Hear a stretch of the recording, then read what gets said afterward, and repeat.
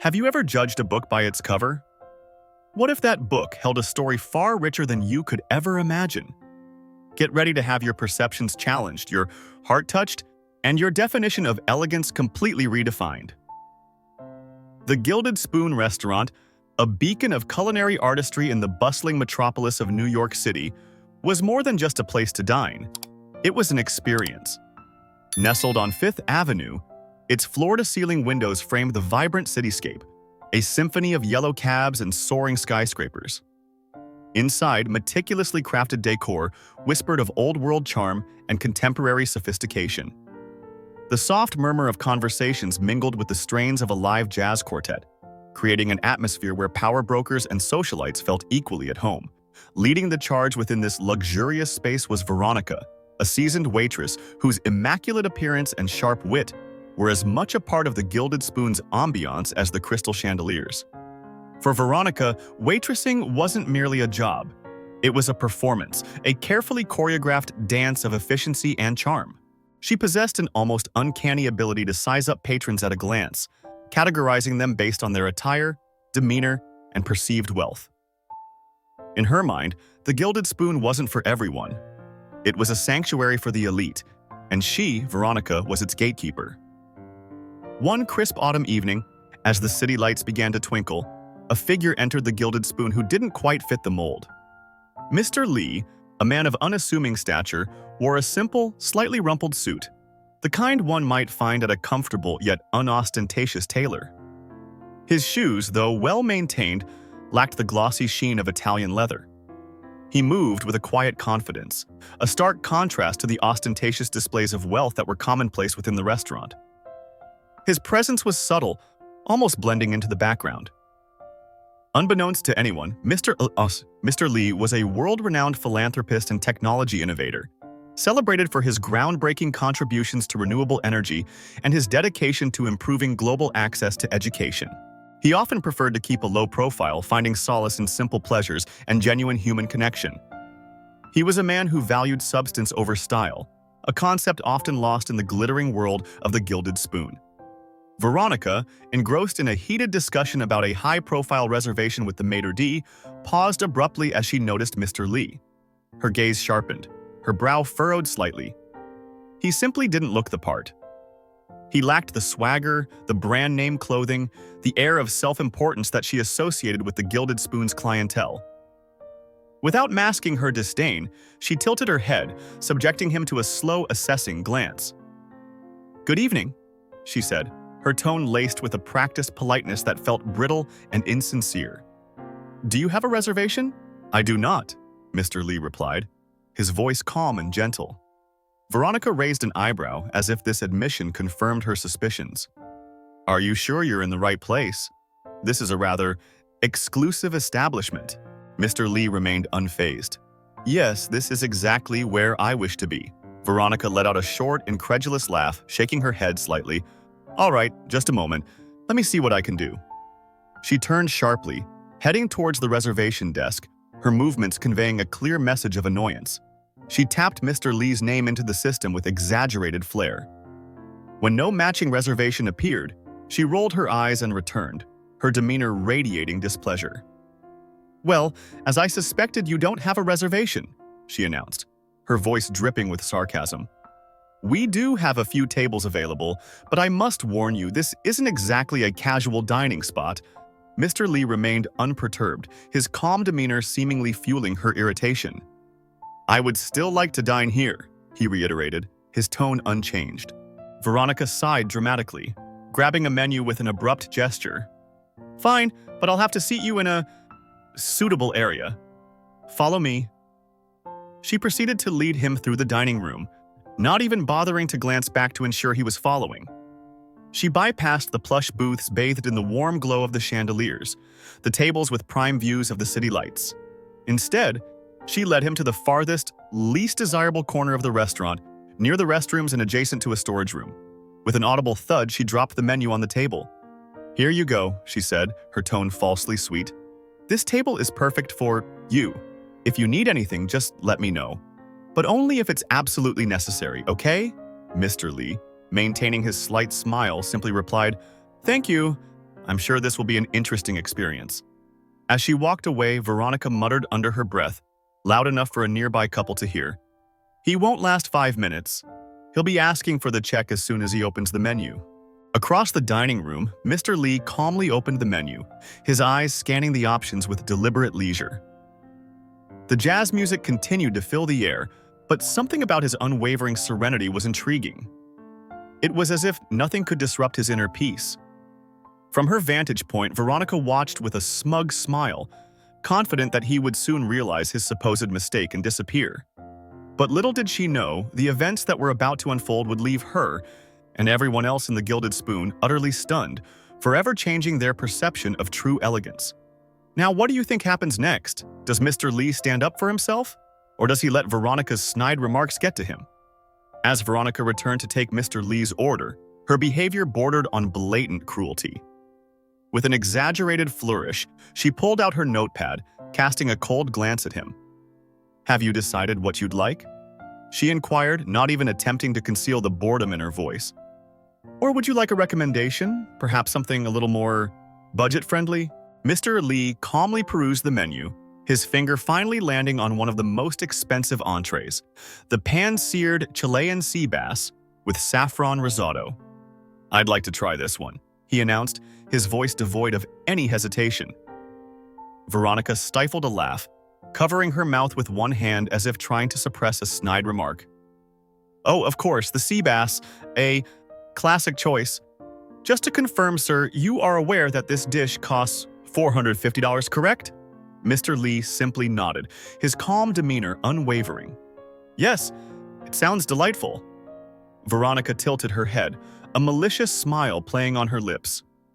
"All right then, just to ensure there aren't any misunderstandings later, I suggest you double-check the prices. We wouldn't want anyone to have any unpleasant surprises. Perhaps consider the soup of the day. It's quite reasonable." Mr. Lee remained unperturbed, which seemed to irritate her even more. "I'm certain," he replied, his tone unchanging. Veronica let out a dramatic sigh, as if doing him a tremendous favor, and scribbled down the order. "Very well, as you wish.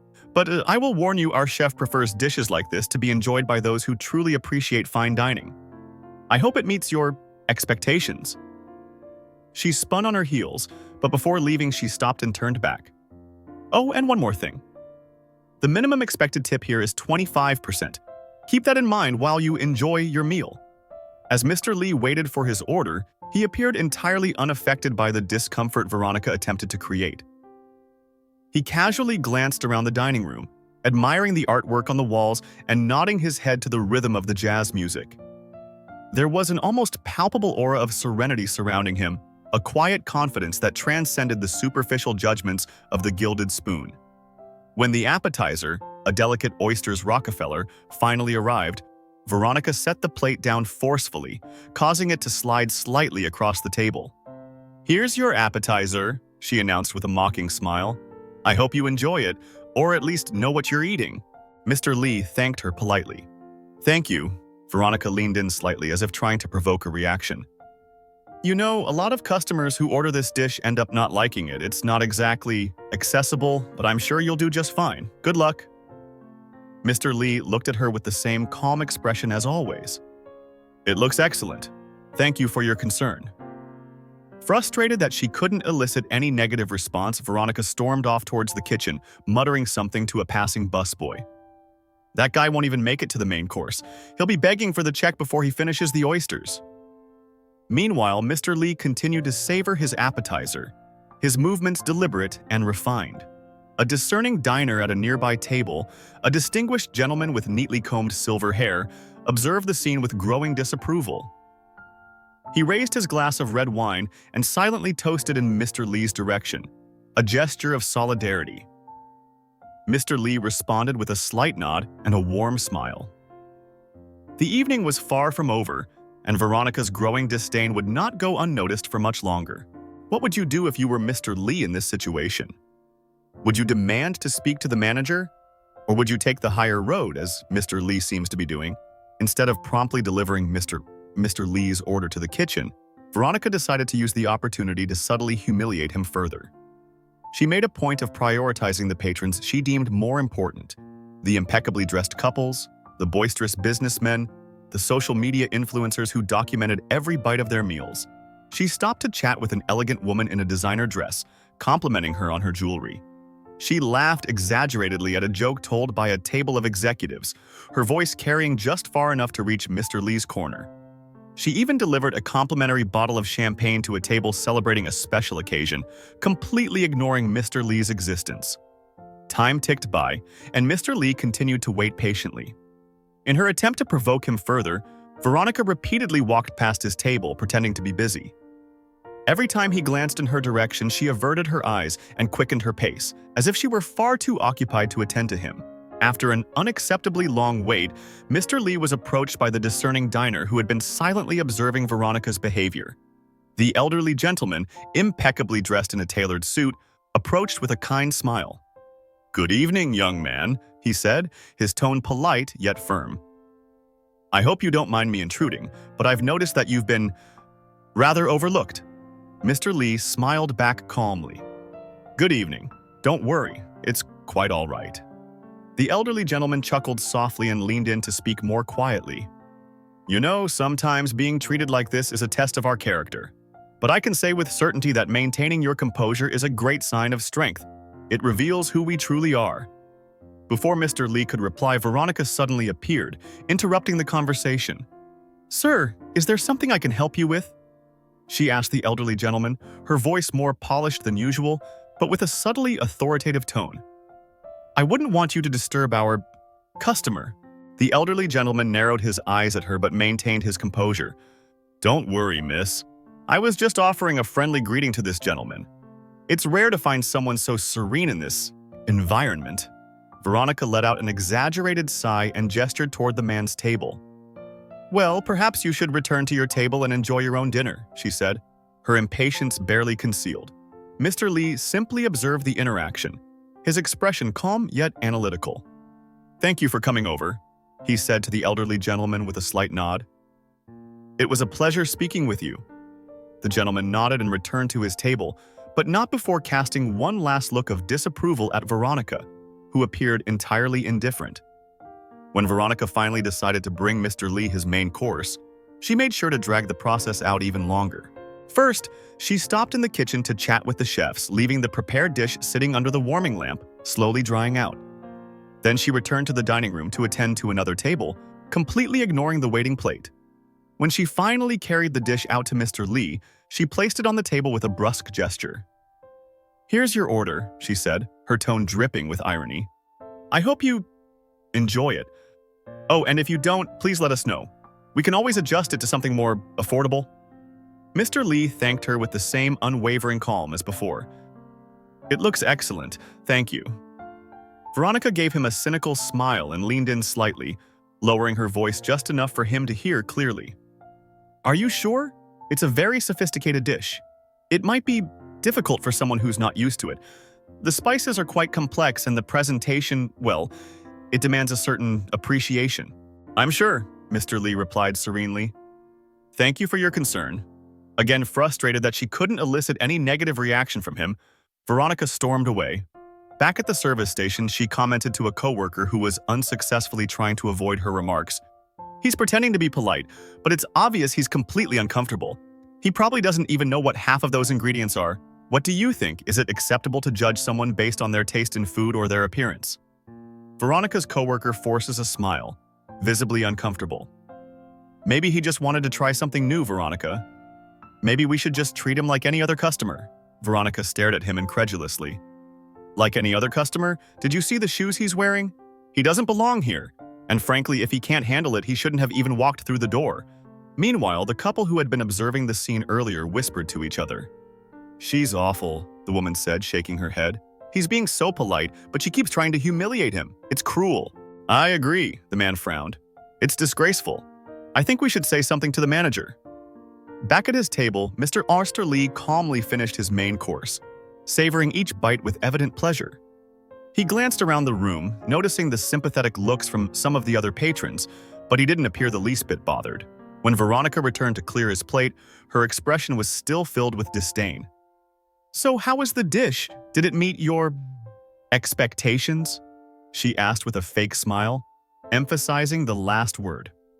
Mr. Lee looked her straight in the eyes and replied, "It was excellent, thank you. Please tell the chef they did an impeccable job." Veronica raised her eyebrows, surprised that she couldn't provoke any complaints or irritation. As she walked away, she muttered to herself, but loudly enough to be heard, "He might be smiling now, but let's see if he still is when the bill comes." Seated at his table, Mr. Lee calmly observed, a slight smile playing on his face. His gaze suggested that the moment of revelation was drawing ever closer. Why does Veronica act the way she does? Is it her own insecurity that is making her lash out? As the evening progressed, the soft glow of the chandeliers cast dancing shadows across the dining room of the Gilded Spoon. The gentle melodies from the grand piano filled the air, creating an atmosphere of refined elegance that seemed to heighten the contrast between Mr. Lee's humble appearance and the opulent surroundings. Veronica continued her performance of superiority, unaware that her moment of reckoning was rapidly approaching. Making her way between tables with exaggerated grace, she stopped to chat with her favorite regular customers, the Thompsons. "You simply must try the truffle risotto tonight," she gushed, leaning in conspiratorially. "Chef Antoine has outdone himself." Her voice carried just far enough to reach Mr. Lee's corner table, a deliberate reminder of the attention she refused to give him. From his secluded corner, Mr. Lee observed the restaurant's rhythm with quiet interest. He watched as couples leaned close over candlelight, as businessmen sealed deals with handshakes and expensive wine, as celebrations unfolded with quiet dignity. His presence remained understated, yet there was something magnetic about his serenity that drew curious glances from other patrons.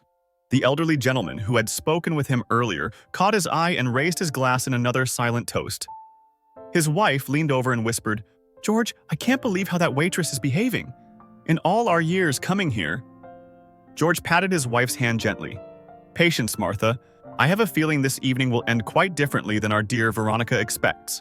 At a nearby table, a young couple celebrated their engagement, the woman's new diamond ring catching the light as she gestured animatedly.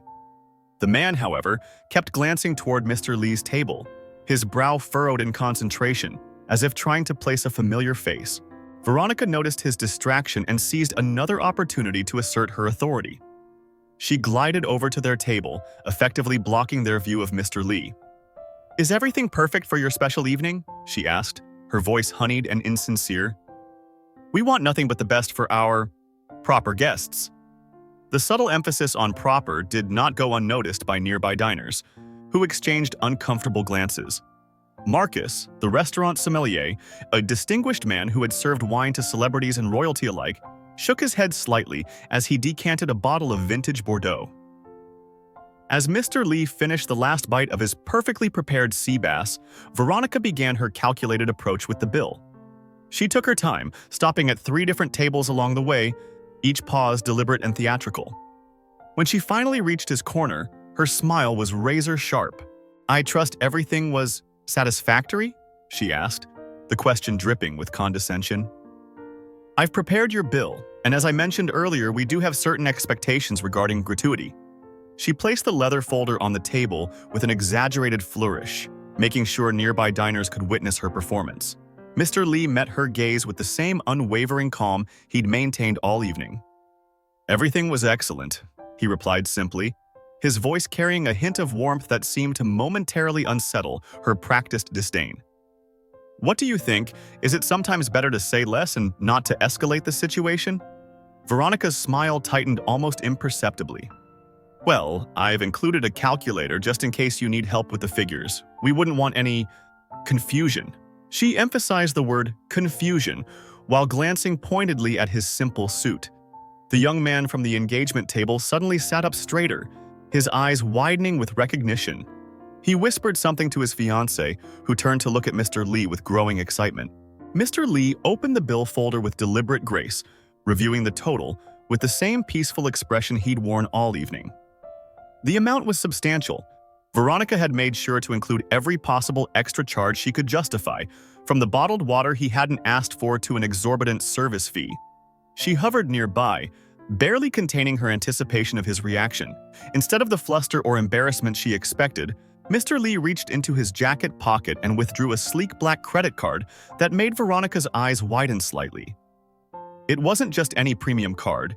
It was the Centurion card from American Express, an invitation-only card reserved for individuals of exceptional wealth and status. "I believe this will be sufficient," Mr. Lee said quietly, placing the card atop the bill with a precise movement.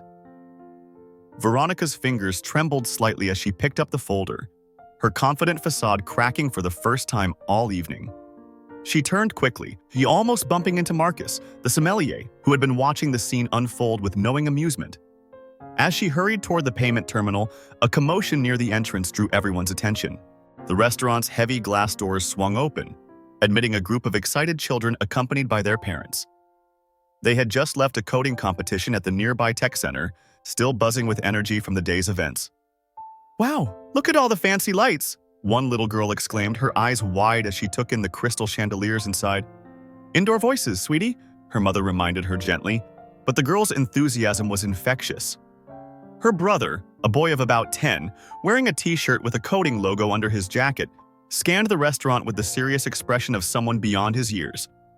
Suddenly, his face lit up with recognition, and he tugged urgently at his father's sleeve. "Dad, Dad!" he stage whispered, pointing toward Mr. Lee's corner. "It's really him! It's Mr. Lee, the guy who invented the coding learning app." The restaurant fell into stunned silence as all eyes turned toward the corner table. Veronica, in the middle of processing the payment, froze mid-motion, the color draining from her face as realization dawned. The credit card in her hands suddenly felt heavier, more significant. The young boy's words rippled through the dining room like a stone dropped in still water. Whispers of recognition spread from table to table as patrons began to see past the simple clothes to the familiar face they had only seen on news articles or technology conference videos. "Mr. Lee? The Mr. Lee? I knew he looked familiar. Oh my God, it is him!" The whispers grew into a gentle buzz of excitement as Mr. Lee rose from his chair with the same fluid grace he displayed in countless interviews. His smile, warm and genuine, transformed his entire presence. No longer trying to remain unnoticed, he allowed his natural charisma to fill the space around him. "Good evening, everyone," he said simply, giving a small, polite bow to the restaurant at large. The children, no longer contained by their parents' attempts at decorum, rushed toward his table with delighted squeals. Their parents followed, torn between embarrassment at the breach of restaurant etiquette and their own evident excitement. "Mr. Lee, Mr. Lee," the boy in the coding shirt called out. "I just started learning to code because of you. Can you sign my t-shirt, please?" His sister bounced on her toes beside him. "I used your app every day.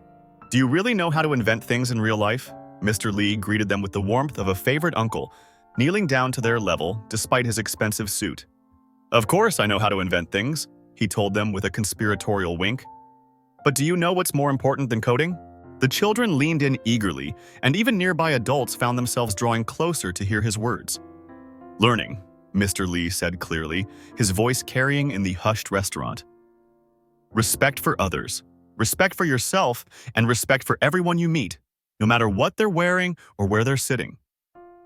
Because everyone has something valuable to offer this world. You might not see it at first, but if you treat everyone with respect, you will. Which is more important, being humble or being powerful?" Veronica, who had finally managed to complete the payment processing, stood rooted to the spot, the credit card slip trembling in her hand. The weight of his words fell heavily on her shoulders as she watched him interact with the children with such genuine kindness. The elderly gentleman, George, rose from his table and approached Mr. Lee with dignity. "Mr. Lee," he said, extending his hand, "I must say, you've given everyone here quite a lesson this evening. Your patience in the face of," he glanced at Veronica, "certain challenges has been remarkable. This evening has been like something out of the Twilight Zone." "Thank you," Mr. Lee replied, shaking his hand warmly. "But you know, sometimes the greatest teachings come from unexpected moments and from unexpected people. You simply must make time to be kind, for it is an investment that only pays you back in multiples." More patrons began to rise from their tables, drawn to the genuine humility and wisdom radiating from the man they'd watched being treated with such disdain throughout the evening. The young couple celebrating their engagement approached, the man still looking somewhat starstruck. "Mr. Lee," the young man said, "I'm a huge admirer of your company and work. I've been trying to apply for a job for months, but watching you tonight, the way you handled everything, that was more impressive than anything I could have imagined. What advice could you give me? His fiancée nodded enthusiastically. We'll never forget this evening, she added, twisting her new engagement ring nervously. Would it be possible to get a photo with you to commemorate our special night? Mr. Lee's eyes crinkled with genuine pleasure. Of course, but first, he turned to look for Veronica, who had been trying to make herself invisible near the payment terminal. Miss, he called out gently, would you be kind enough to take the photo for us? Veronica started, as if she'd been shocked. All eyes in the restaurant turned to her as she realized she had no choice but to approach the group. Her steps, so confident and dismissive earlier in the evening, were now uncertain and hesitant. The credit card slip she still held crumpled slightly in her trembling fingers. The contrast between her earlier behavior and the current situation became painfully clear to everyone watching. Mr. Lee, the man she had treated with such contempt, stood revealed as not just a technology expert, but as someone who had demonstrated more class and dignity than anyone else in the restaurant. Raymond, the manager, having finally been alerted to the situation, hurried over with a look of barely contained panic on his face. Mr. Lee, he began, his voice pitched just right to be respectful without being obsequious. I cannot apologize enough if there have been any irregularities with your service this evening. We value your customer service and experience. We are very sorry. Mr. Lee held up a hand to stop him. There's no need for apologies, he said firmly. Tonight has been very informative for everyone, I think. His gaze met Veronica's, and for the first time she found herself unable to look away from the gentle wisdom in his eyes. The restaurant had transformed. The same crystal chandeliers that earlier seemed to highlight Mr. Lee's supposed unworthiness now illuminated a scene of unity and humility. Patrons who had previously avoided looking at his corner table now strained for a glimpse of him. The children's laughter, rather than being hushed, added a joyful music to the elegant atmosphere. More people approached for photos and autographs, and Mr. Lee obliged each request with genuine warmth. He signed the young boy's coding shirt with a personal message about perseverance and respect. He posed for photos with multiple families, always making sure to include anyone who wanted to join, even the kitchen staff. Having heard the commotion, peered out from behind the swinging doors to catch a glimpse of the unfolding scene. How would you treat someone if you knew they were going through a difficult time? Through it all, Veronica stood to the side, still holding the credit card slip, watching as the true meaning of class and dignity unfolded before her. The expensive, designer uniform she wore suddenly felt less like a symbol of status, and more like a costume that had fooled no one but herself. The elderly couple's words from earlier echoed in her mind as she observed Mr. Lee's interactions with every guest. These types always do, she realized now. These types, the truly special ones, always do treat others with kindness, regardless of how they're treated in return. The final revelation of the evening continued to unfold. The atmosphere in the Gilded Spoon shifted dramatically. The same space that had been marked by invisible barriers of social status now pulsated with a warm, inclusive energy that seemed to embrace everyone equally. And in the midst of it all stood Mr. Lee, the man Veronica had tried so hard to diminish, now revealed as the evening's greatest teacher of what true class really means. The truth is, we never really know anyone. We can't tell if they are good or bad, or if they are a VIP person or not. What we can do is be kind, not hurt them, make others happy. And the best investment is still kindness, giving love to everyone, and always smiling and optimistic about life. Were you moved by Mr. Lee's story? What lesson did you take away from it? So, what are your thoughts after hearing this story? Have you ever been in a situation where you judged someone unfairly, or were unfairly judged yourself? How did it make you feel? And most importantly, how can we all strive to be a little more like Mr. Lee, to see beyond the surface and treat everyone with the kindness and respect they deserve? May you always be healthy. Hope you have relaxing moments with my stories. If you found this story inspiring, give it a like and share it with your friends. And if you want to hear more stories like this, that challenge your perspectives and touch your heart, be sure to subscribe to my channel and hit the notification bell.